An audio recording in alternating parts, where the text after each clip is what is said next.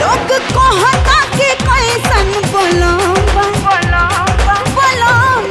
अरे सुना तोरा के राख लेनी इहे का कहम बा, तोरा के राख लेनी इहे का कहम बा।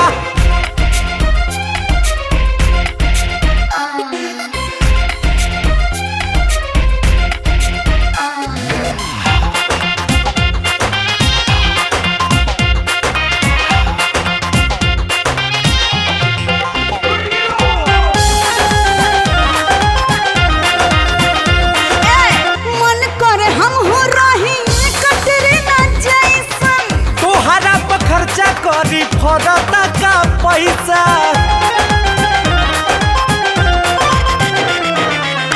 पीछा न छोड़ब जब ले मनवा न बात हो। हे करी छोड़ा देव होखे दा तू रात। खुश राखल पति के धरम्बा।